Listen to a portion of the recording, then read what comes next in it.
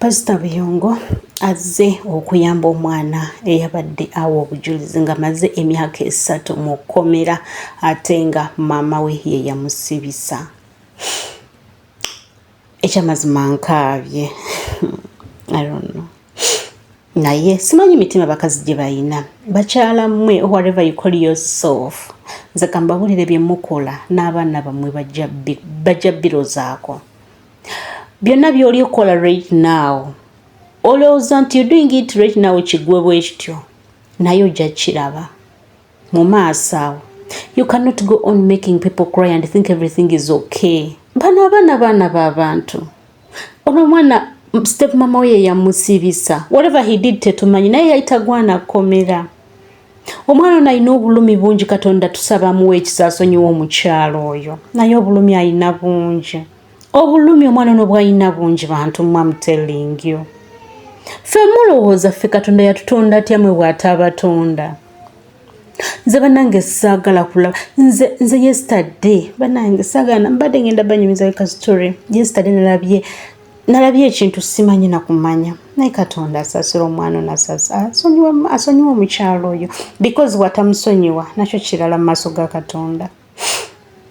Naye kansooke mbawa obujulizi bw'omwana ono obubaka bwe mubuwulire and then mbaleetere vidiyo endala nga Pastor Biyongo amuyamba. Naye maama kyonna kye wakoze kyonna omwana kye yakola tetumanyi naye ekkomera lyali terisaana.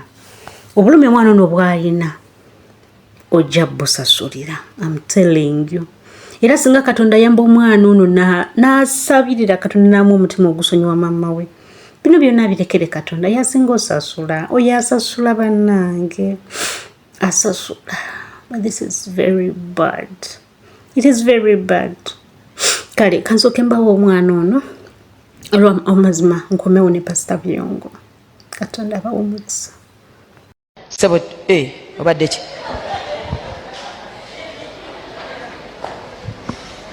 Praise the Lord.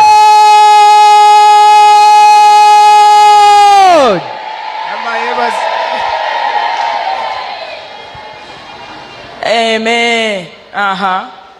Mami Babula nkwebaza nnyo. Ku lw'okumpa mukisa guno. Yesu akuwadde. Amanya n'eddoboozi nze akweteero Philip. Nviiridde Nansana. Nze wano kubeera Mukama bujulizi gwe mulwa ogusise kubeera mu kifo kino. Wow. Ekisookera ddala mu byonna abavubuka ffenna abali wano mbasaba. Mukimanye n'okuva n'olwaleero mu nsi tetwagala wabula Mukama Katonda yatwagala. So mbadde mu kkomera emyaka 9 n'emyezi 3. Ate kano kaaki? Kano ke batuwa nga tufuluma prison. Omaze ekibonerezo. Amina. Fulumye guno mwaka gwennyini nenzija. Naye n'omuntu eyansibya yali step mother wange waka. Kati bye tubireke twebaze Mukama yakujja mu kkomera tewamusonyirayo. Step mama amusonyiwa? Tewamusonyiwa? Ogenda musonyiwa leero? Wamusonyiwa ye? Ogenda musonyiwa leero? Ekitibwa n'ettendo tukiddiza Mukama yakujja mu kkomera katugenda kusaba kisa kya kusonyiwa si kyekyo? Pozi bakuyitaani? Filipu ogenda kusonyiwa. Yesu yakusonye ne bakujja mu kkomera kati ogenda kusonyiwa. Akuyisiza bubi. Omwami abadde wanaawa obujulizi ankutteko nnyo wano ng'akaaba yalwa. Avudde mu kkomera alwa. Ye Filipo myaka emeka gy'agambye?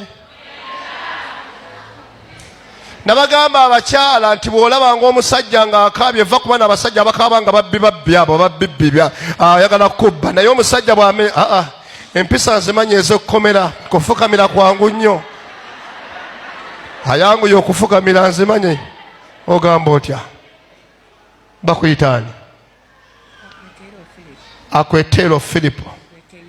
Akweteireho Filipo.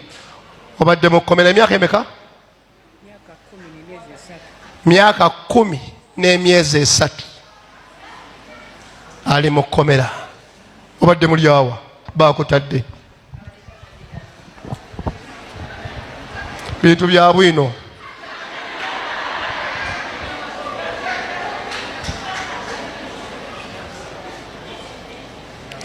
Sagala byasanguza wano nze nkitegera butegeezi.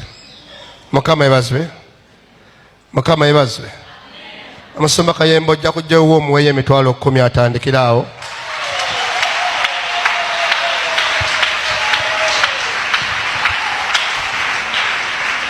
Zizino teweetaaga genda wa mulala. Kwata ssente.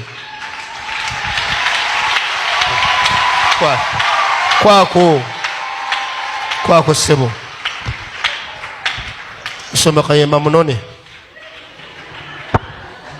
Mukama yebazwe. Njala kusomesa ku kye bayita kkomera. Simanyi lwaki azze olwaleero naye azze kutongoza njiri gye ŋŋendako olwaleero. Mukama yebazwe. Musitule tobireetangamu olusaagoosaago n'ogamba omuntu omuyingiza kkomera oba okutudde amagenda ge. N'okeera ku makya ne weeyita omukyala, n'okeera ku makya ne weeyita maama, naye nga bino byokola abaana b'abantu, naye nga nawe weeyita maama era nga naawe ozadde. Katonda asasira omukyala oyo. Otherwise this is very bad. Nzibona isagala kkomera. Yesterday nabadde n'omwami wange. Remember it was Women's Day. Omwami wange ayina omwana, namusanga ayina omwana. Tubadde tunyumyanyumyamu ne mubuuza omwana ono ali atya. N'aŋŋamba ekyamazima ndudde okwogera n'omwana oyo. Ne mubuuza asoma. Nanziramu asoma kuba mpeereza ssente. Ne mugamba ekyo kirala. Oyinza okuba oweereza ssente naye omwana asoma. N'aŋŋamba asoma kuba mpeereza ssente bansaba school fees. Ne mugamba ogwe nga taata ayagaliza omwana we ekisinga olina okufindinga out omwana asoma asomera ku ssomero ki n'oconnectinga n'abasomesa to know more about that child when it comes to academics. N'agamba ye nga kyakusinga okulembeza aweereza ssente.